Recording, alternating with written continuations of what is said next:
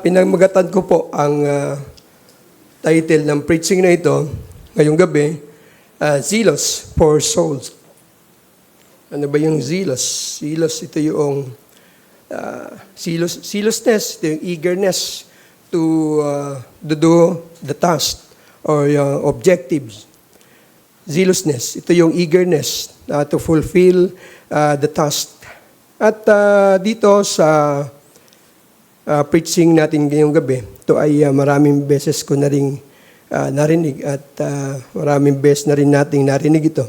At itong passage na ito ay marami sa atin ay maraming beses na rin nabasa ito.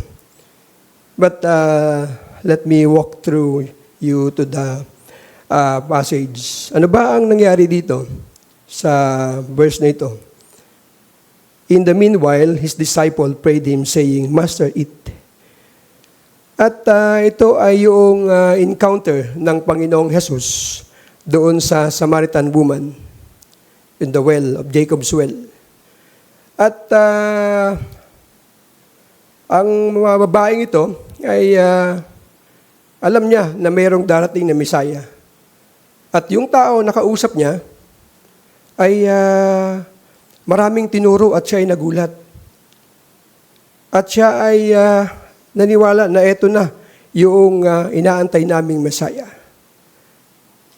At siya ay umalis. The woman then left her water pot and went her way into the city and said to the men, Come, see a man which told me all things. Salika, pumunta natin yung tao, nagsabi sa akin ng maraming bagay. And went her way in the city and said to the men, Come, see a man which told me all the things that ever I did. Is not this the Christ? Sabi niya, eto na kaya yung Kristo? At pagkatapos nun, ay dumating yung mga tao doon sa Samaria, kasama ng Samaritan woman, at nagturo ang Panginoon at umalis na yung mga tao at saka dumating ang kanyang mga disciple. At sabi dito, in the meanwhile, his disciple pray him saying, Master, eat. At inaalala nila ang kalusugan ng Panginoon. Kasi malayo yung paglalakbay. Malayo yung ginawa nilang paglalakbay at maaring malayo pa lang ay nakita nila ang Panginoon. Maraming kausap ng mga tao. At inalala nila ang Panginoon. So napakaganda. Napakagandang paalala sa atin to. At dito sa ating church ay nakakatuwa na kapag oras ng kainan ay naririnig natin, Uy, magdala kayo ng pagkain doon sa lamisa sa unahan kayo na pastor. Napakasarap na inaalala natin ang kalagayan at kalusugan ng ating leader at ng bawat isa. Tayo ay nagdadala ng pagkain at ito ay napakagandang kultura at tradisyon natin dito sa BCA, sa SGBCI.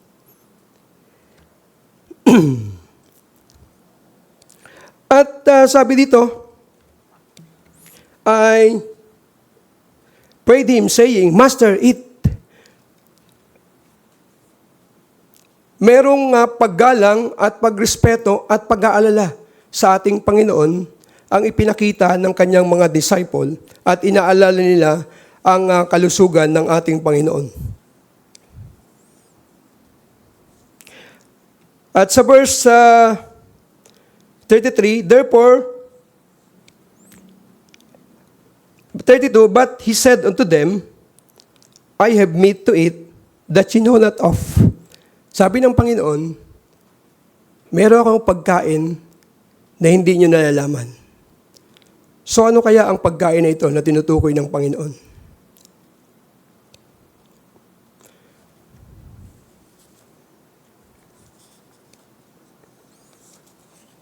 It could be the conversion of the Samaritan woman and the people on that city, the Samaritans, the people of the Samaria. Ito yung tinutukoy ng Panginoon na pagkain na para sa Kanya, napakahalaga nito at ito yung nakaka-refresh sa Kanya. kanina, noong ako ay papunta dito, ay alas 7 o'clock, 7:30, 6:30, nasa Daang Hari pa ako. Pagdating ko sa bahay, 10 minutes bago mag 7 o'clock. Nako, sabi ko, paano kaya yan? Ay ang every Wednesday, ay kumakain muna kami sa bahay bago kami pumunta dito. And then, kanina, hindi na ako nakakain. Nagugutom na ako. Nagmamadali kami umalis ng bahay at pumunta na kami dito. Naalala ko yung sinabi ni Pastor, kapag ikaw, iniisip ko na, mag-message kay Pastor, Pastor, malilid kami, ikaw muna. Naisip ko yung kwento ni Pastor na kasalanan ang hindi ka maghanda, kasalanan sa Panginoon, inassign kang mag-preach, tapos hindi ka handa, kasalanan yun. Pero mas kasalanan kung hindi ka magpipreach. Kaya nakita ko, ano bang mahalaga para sa akin? Kumain muna, mawala yung gutom ko, ma-refresh yung katawan ko, at magsabi kay Pastor na wag munang mag-preach ako. O yung pumunta ako at mag-preach. Sapagkat napakahalaga po ng mensahe niyo ngayong gabi. Zealous for the souls. At purihin po ang Panginoon sapagkat maaga din kami nakarating, walang traffic. At narito po ako at magpipreach. Amen. Introduction. At ang Panginoon, sabi niya dito, but He said unto them, I have meat to eat, that ye know not of. Nakita ng Panginoon yung lugar na yun. Nakita niya na yung mga tao ay tuwang-tuwa, nag-aantay sa Kanya at nakikinig sa Kanya. At ang pagkain ng Panginoon, the conversion of that Samaritan woman and the other Samaritan on that city.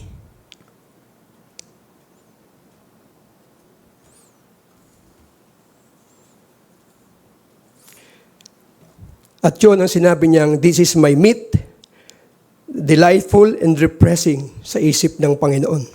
Mahalaga na kumain ng Panginoon dahil pagod siya. Kailangan ng kanyang pisikal. Pero para sa kanya, mas napakahalaga nito sapagkat pinadala siya ng Ama for this purpose. To be the Messiah, to be our Savior. At ito ang napakagandang paalala sa atin bilang mga mananampalataya. Paano natin i-apply sa buhay natin itong attitude ng ating Panginoong Hesukristo na pinakita dito. But He said unto them, I have meat to eat that ye know not of. Kung meron tayong pagkakataon, meron tayong nakilala, at meron tayong nakausap, kunin natin ang pagkakataong ito para ibahagi ang salita ng Diyos, para ibahagi ang katotohanan. Sapagkat bilang Kristiyano, bilang mga mananampalataya, ito dapat ang refreshing at delightful sa atin, sa ating mga katawan. Mas mahalaga na maibahagi natin ang katotohanan. Dapat willing tayong mag-sacrifice, willing tayong magutom, ipanandali muna ang pagkain, pero wag natin kalimutang kumain. Pero mas dapat ay bigyan natin ng priority ang mga kaluluwa ng mga taong hindi pa nagkakaroon ng relasyon sa ating Panginoon. Zealous for the soul. Doon sa aming Bible study, doon sa Tansa, ay kung ikaw ay pagbabasihan mo yung iyong kakayahan, at yung pagiging human mo, ay talagang ikaw ay malulungkot at manghihina. Dahil minsan, 3 tao yung tinuturuan namin, minsan 1 lang, at minsan may mga dumadaang tao na parang ang tingin sa amin ay parang nanunuya. Kaya pag pumupunta ako doon, lagi kong panalangin sa Panginoon, Panginoon, may isang kaluluwa lang na masave sa lugar na to. Bawi na yung pagod namin.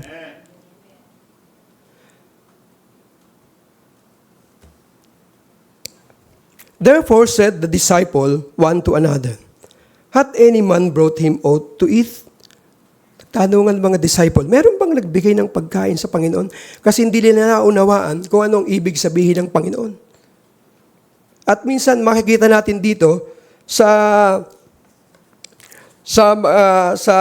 minsan pagkausap ng Panginoon ang kanyang mga disciple, at meron siyang mga sinasabing mga physical realities na ang tinutukoy niya ay spiritual realities, ay minsan ay hindi naunawaan ng mga disciple.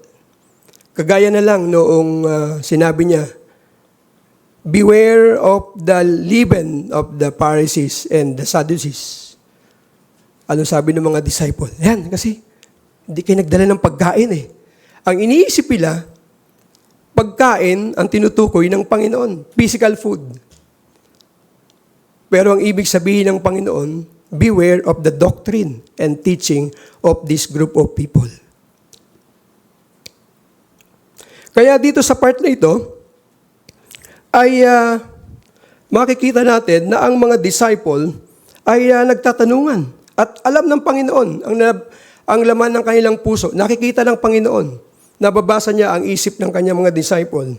At ang sabi niya, Jesus said unto them, my meat is to do the will of him that sent me and to finish his work. Ang pagkain ko ay gawin ang kalooban ng Ama, gawin ang inuutos niya sa akin, at tapusin ito.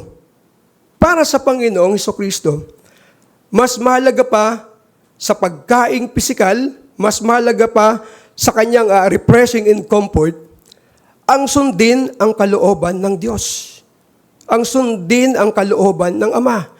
Dahil sa bagay nito, kaya ako pinadala dito. To assume the human flesh, to suffer on the cross, to preach the gospel, to die, and to save the people. Sabi niya, sabi ng propeta, manganganak isang birhen, at siya ang tagalpagligtas ng kanyang mga tao. There are people na nasa isip ng Panginoon nung siya ay namamatay sa krus, nung kanyang ibinigay ang kanyang buhay sa krus. At sa atin, na mga mananampalataya, tayo ang nasa isipan ng Panginoon. Hindi ba napakagandang bagay yan para sa atin? Yung katotohanan, nalaman natin ito. Yung kayamanan na nakamta natin, na kaligtasan, ay hindi ba ito napakaganda at napakahalaga sa atin? Hindi ba natin ito kayang i-share sa mga tao? Maraming mga tao, araw-araw ay umaalis sa mundo nang hindi nakakarinig ng Ebanghelyo. Say not ye, there are yet 4 months, then cometh harvest. Behold, I say unto you, lift up your eyes and look on the fields, for they are white already to harvest. Dami pong mga tao sa paligid. Doon lang sa landers, kapag nag-preach si pastor, nag-share, nag-evangelize Sunday, every Saturday, ang daming mga tao. Ang daming mga taong nakikinig. Hindi natin alam kung ano ang katayuan ng mga yon sa harapan ng Panginoon. At mga kapatid, gamitin natin po ang ating natutunan, praise God, sapagkat lagi tayong merong preacher's training dito. Busog na busog tayo sa doktrina, busog na busog tayo sa katuruan, busog na busog tayo sa kaalaman tungkol sa katotohanan. Matibay tayo sa ating panindigan at sa ating pananampalataya. Huwag nating sayangin. Huwag nating sayangin, huwag nating sarilinin ang katotohanan na ating natanggap, ang katotohanan na ating nalaman. Maghanap tayo ng opportunity at kapag meron tayong pagkakataon, huwag nating palagpasin. At lagi ko pong palalangin doon sa lugar ni Brother James sa Tansa. At gayon din dito sa ating Bible study sa GGCS. Na nawa ay gamitin ito ng Panginoon upang maihayag ang katotohanan sa mga lugar na ito. At lalo na po dito sa atin, napakaganda ng mag-invite. Ang ganda na ng kalsada. Huwag nating sayangin ang pagkakataon, ang pagkikipag-usap ni Brother Romel doon sa kanyang kaibigan para masimentohan yung kalsada. Biyaya ng Panginoon, napakaganda na ng kalsada natin, madali nang mag-invite, wala na isa lang idadahilan. And he that reapeth receiveth wages, and gather fruit unto life eternal. That both he that soweth, he that reapeth may rejoice together. He that reapeth receiveth wages, and gathereth fruit unto life eternal. That both he that soweth and he that reapeth may rejoice together. Marami ng mga propeta ang nagturo, nagsabi ng katotohanan. Sabi ng Panginoong Jesucristo, nauna na yung mga propeta, inihayag na ang aking pagdating. Kaya inuutusan niya ang mga disciple. Tingnan nyo ang paligid, tingnan nyo ang field. Handa na ito para ito ay anihin. At sa panahon natin ngayon, mga kapatid, laganap ang social media. Laganap na po ang Facebook. Marami na nagla-live, marami na nag-share ng gospel, marami na nagtuturo, marami nang kumakalat na ang tungkol sa ebanghelyo. Nakakalungkot lang, minsan ay iba ang tinuturo nila. Subalit tayo, sa biyaya ng Panginoon, alam natin ang tamang doktrina, ang tamang katuruan, ang tamang daan patungo sa kaligtasan. Kilala natin.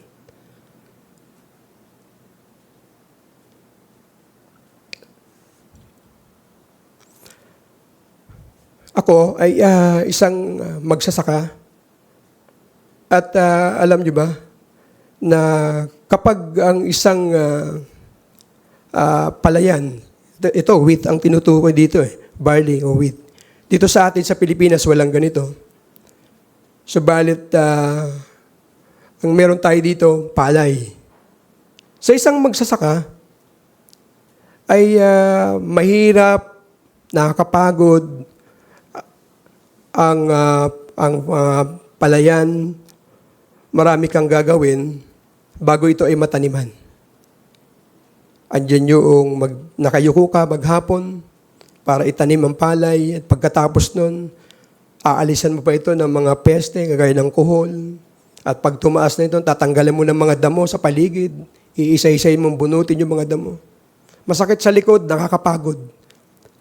Subalit kapag nakikita mo na yung uhay ng pananim, na nagkukulay yelo na, ang sarap ng amoy, nawawala lahat ang pagod mo.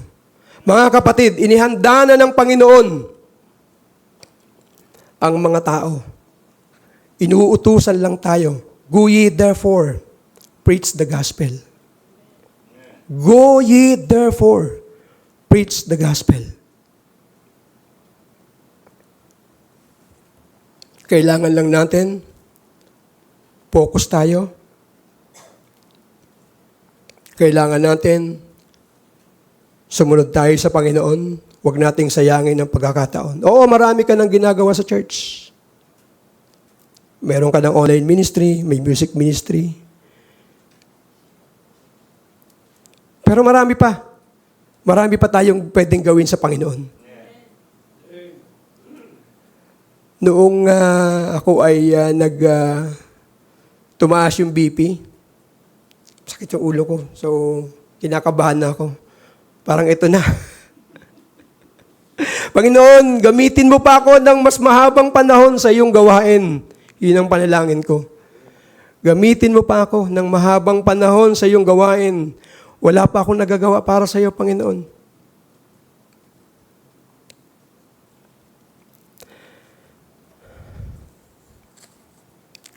He He that reapeth and soweth may rejoice together. Merong reward ang ating gagawin. At yung reward natin, eternal joy. Hindi lang yung kasiyahan, kagalakan dito sa lupa. Bonus na lang kung payamanin ka ng Panginoon dito. Bonus na lang yan. Kung bigyan ka ng Panginoon ng sa magandang sakyan, magandang bahay, magandang buhay, bonus na lang yan. Pero ang pinaka-gift at reward natin sa Panginoon, yung binigyan tayo ng eternal joy, eternal life. Amen. Right.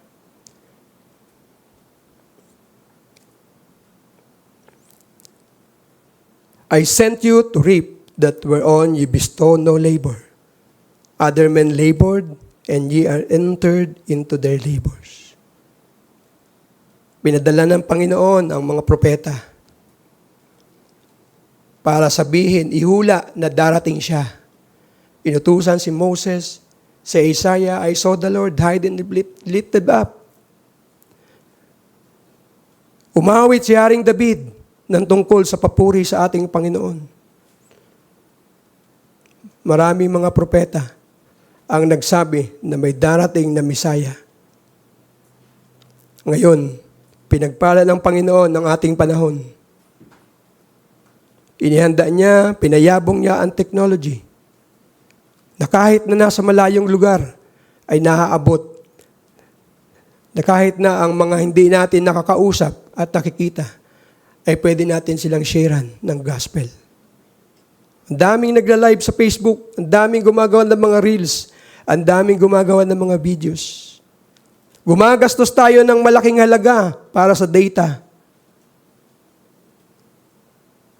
Bumibili tayo ng magagandang cellphone. Gamitin natin yan para sa Panginoon. Marami tayo nakakausap ng mga tao araw-araw, napakaluwag ng bansa natin. Hindi kagaya sa Saudi Arabia, ang hirap makipag-usap. Nung panahon namin, ang hirap makipag-usap sa ibang tao, lalo na kapag grupo ay may makasamang mga babae, bawal. Pero dito sa atin po, dito sa atin, napakaluwag, malayang-malaya tayo para ibahagi ang katotohanan. Kaya po mga kapatid, sana yung title ng ating preaching, Zealous for Soul, ay ito yung nasa puso natin.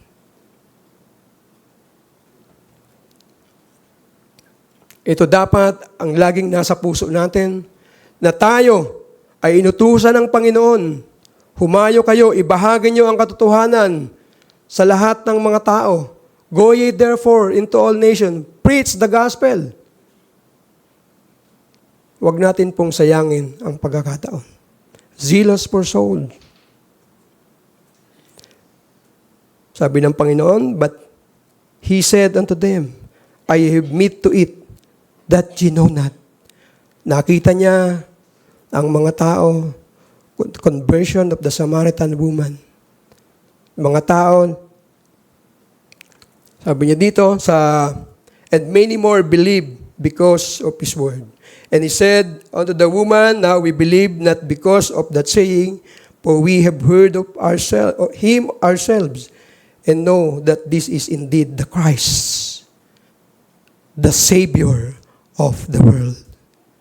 Huwag natin laging nilagay sa isip yung doktrina ng eleksyon. Katotohanan yan na dapat natin tindigan. Pero kapag nag-share tayo ng gospel at nagpaplano tayo magbahagi ng katotohanan, huwag nating isipin yung doktrina ng eleksyon. Dahil magiging selective tayo. Magiging selective tayo. Dahil titingnan natin ang itsura ng tao. Baka hindi ligtas to. Baka hindi hinirang to. Baka hindi. Masama eh. Pangit na ugali. Baka hindi ito yung isa sa mga hinirang ng Panginoon. No. Hindi natin kayang baguhin ang puso ng tao. Tanging Panginoon lang, tanging ang Diyos lang ang makakapagbabago ng puso ng tao. Siya ang nakakita at siya nakakaalam kung sino ang kanyang mga hinirang. Ang trabaho natin, magbahagi ng katotohanan. Yun po ang trabaho natin. Yung kayamanan, yung ginto na ating natanggap sa ating Panginoon, ikwento natin, isiwalat natin, gamitin natin ang ating boses, ang ating tinig sa pagbabahagi ng katotohanan. Marami tayong ginagawa sa church, marami pa tayong magagawa para sa ating Panginoon. Habang meron tayong lakas, habang meron tayong hininga, habang meron tayong buhay. Sapagkat dito tayo, sa ganitong paraan tayo tinawag ng Panginoon. Ito ang purpose natin. Ito ang purpose ng Diyos sa ating buhay. Hindi tayo iniligtas ng Panginoon para umupo lang sa church, para pumunta ng Sunday at umuwi. Niligtas tayo ng Panginoon sapagkat mayroon siyang utos sa atin. At kasama sa pagiging buhay Kristiyano, sa pagiging Kristiyano natin, ang ating buhay, ang ating magandang testimony. Sapagkat kapag nakikita ng mga tao, tayo ay nakabihis ng maayos at pumupunta sa church ng Sunday, inoobserbahan nila ang buhay natin. At kapag nag-invite ka sa tao sa iyong paligid, mga kapitbahay mo, at negative ang response nila, suriin mo ang buhay mo. Kapatid, suriin mo ang buhay mo. Dahil baka natatalisod sila sa pamamaraan, sa pamumuhay mo. Sa paraan ng iyong pananalita at sa uri ng iyong pamumuhay, ay baka natatalisod sila. Kaya hanggang ngayon, wala kang ma-invite na kapitbahay mo. Mga kaibigan mo, ano kung sila ay tumalikod sa iyo? Ano kung iwanan kanila? Ang mahalaga, binahagi mo sa kanila ang katotohanan at para sa iyo, this is my meat that refresh me.